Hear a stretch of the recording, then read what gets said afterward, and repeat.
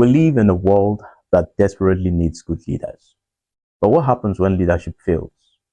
Today we continue from last week as we delve into the Old Testament book of 1 Samuel to examine another period in Israel marked by the dearth of true leadership.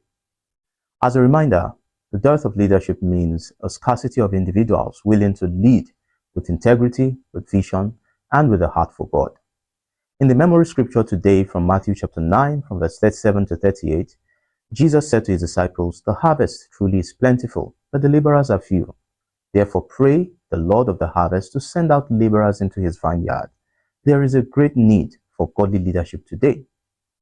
So in this lesson, we'll be looking at 1. Samuel's son's irresponsibility, and 2. Saul's terrible failure. The story in 1 Samuel chapter 8 is a mirror reflecting the challenges and consequences of today's poor leadership.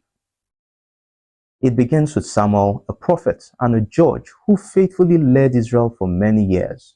However, as he aged, he entrusted leadership to his sons, and this seemed like a natural succession, a passing on of the torch. But tragically, Samuel's sons did not follow in his righteous footsteps. They were consumed by greed, they accepted bribes, they perverted justice. Their corruption eroded the people's trust and created a leadership vacuum. The very people that Samuel had nurtured spiritually were now disillusioned. The lesson here is this: it is not enough to simply hold a position of authority. We must cultivate and mentor future generations. Samuel's son's failure shows the devastating impact of neglecting this responsibility of mentorship. Was it that Samuel turned a blind eye to his son's actions? The text doesn't explicitly say so, but the outcome suggests a lapse in oversight. Leadership begins at home. Even godly leaders can struggle to raise equally godly children. And this failure contributed significantly to the growing discontent among the Israelites. As the people witnessed the corruption of Samuel's sons, they cried out for a king. And when they looked around at the other nations, they saw a centralized form of government, a king on a throne, and they yearned for the same. They believed that a king would solve their problems. But what they failed to realize is that their true problem was not in the lack of a king, but instead a lack of faithfulness to God. Their demand for a king wasn't just a political decision, it was a rejection of God's theocratic rule. They had forgotten that it was God who delivered them time and again. Their decision was driven by short-sightedness and a desire to conform to the world.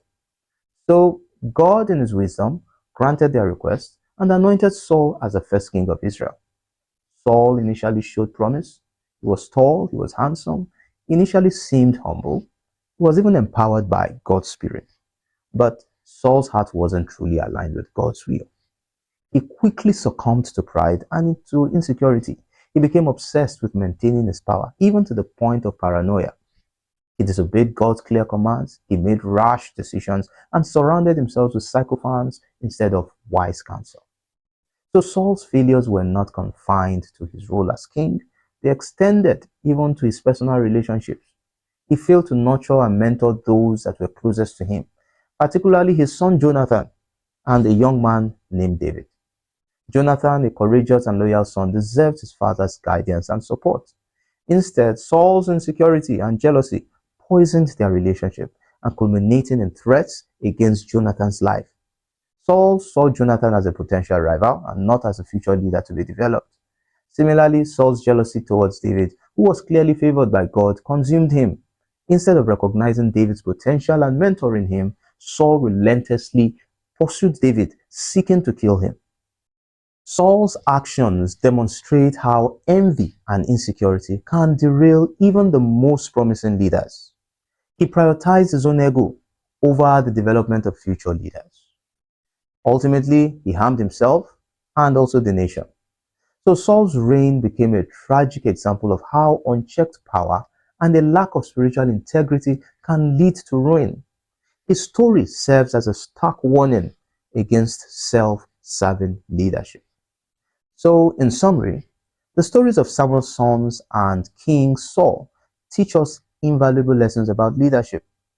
True leadership is about good attitude, positive influence, and the commitment to God's will. It is about developing future leaders, not seeing them as threats. So the dearth of leadership in Israel wasn't just a historical event, it's a pattern that repeats itself throughout history. I pray that we will learn from the mistakes of the past, and by the grace of God, we will be leaders who embody integrity, humility, and a genuine desire to serve God and others in Jesus' mighty name. So let's meet again for lesson 9 next week. God bless you.